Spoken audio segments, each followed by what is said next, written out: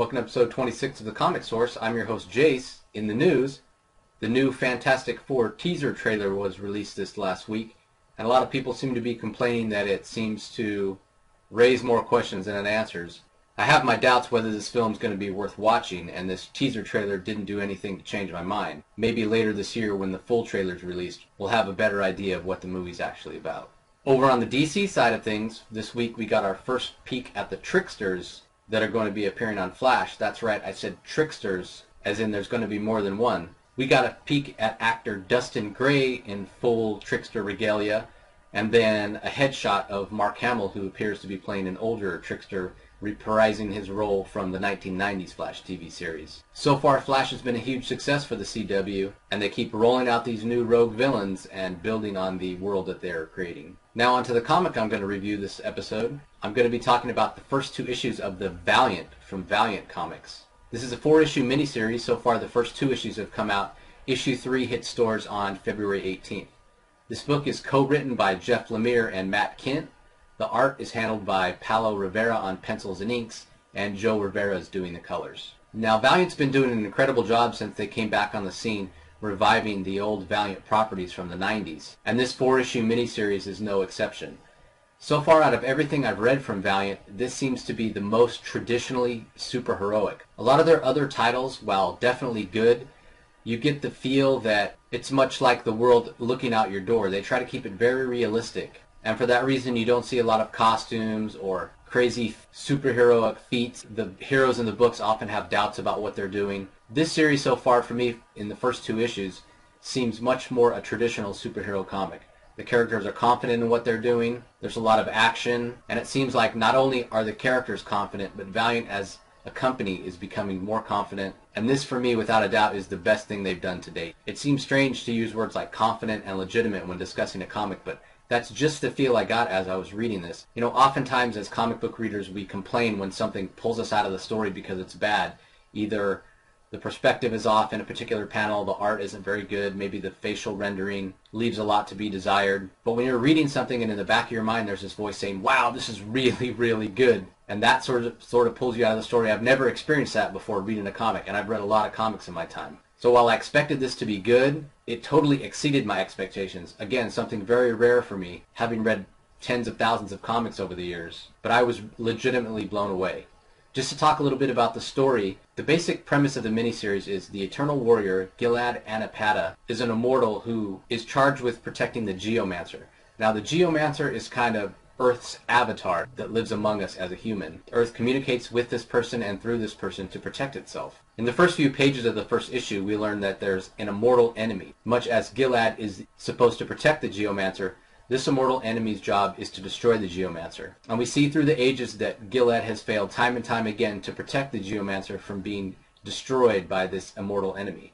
And each time the Geomancer is destroyed, humanity is plunged into a dark age. The book then moves to current times where we meet the current Geomancer, Kay McHenry. And she's talking about her doubts about whether she's the right person to be the Geomancer, and just not sure, now that she's been given this incredible power and position, what exactly she's supposed to do. Maybe not the best person to solicit advice from. She's actually talking to Armstrong, the immortal alcoholic brother of Gilad.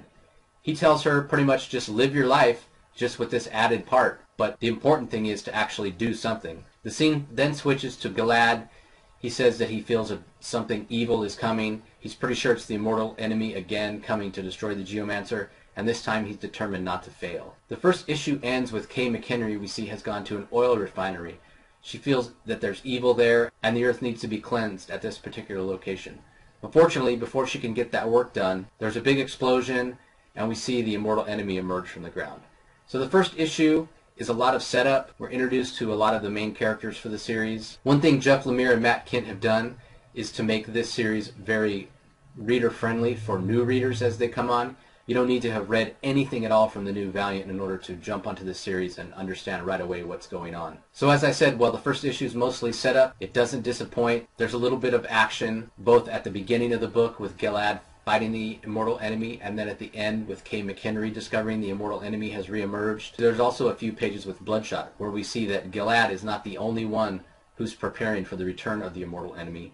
Neval Alcott, who's head of MI6 for the British government, has sent Bloodshot to retrieve a box that supposedly contains something very important to defeating the Eternal Enemy. And in the middle part of the book, we get a lot of great characterization. Now, issue 2 is pretty much action from start to finish. Ninjak enters the story, and we see he's in some Siberian gulag sort of place. There's a couple of really cool scenes with him in the snow as he breaks into this supposedly impenetrable prison to free a codebreaker, who apparently is the only one on Earth able to unlock this box. So far in the first 2 issues, the plot of what's in the box is definitely a mystery that has me intrigued. Continuing the non-stop action, we next see that Gilad and Ninjak are made aware that the Eternal Enemy is right at this moment attacking Kay McHenry. So as they're leaving the prison, they change course in mid-flight to go and try to help Kay out. Again, the fight between Gilad, Ninjak, and the Immortal Enemy is amazing. There's a lot of really cool scenes. What I especially like is the form that the Immortal Enemy takes.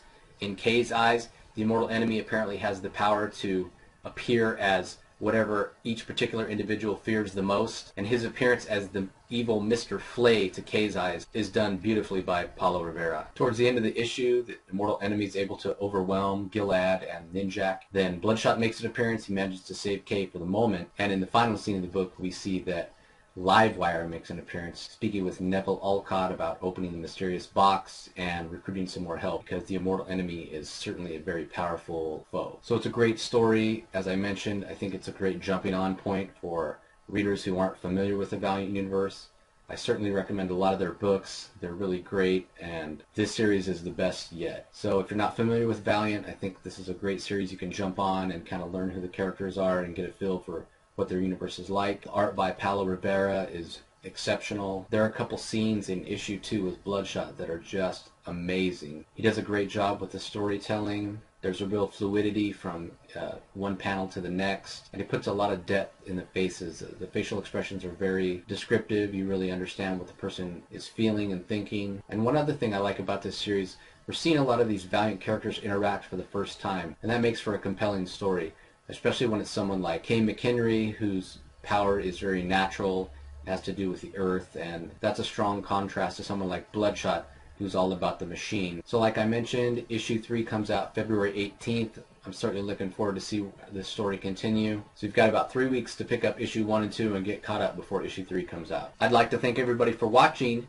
Join me next time when I talk about the history of one of the most popular characters in comics today, Harley Quinn. I'll see you then.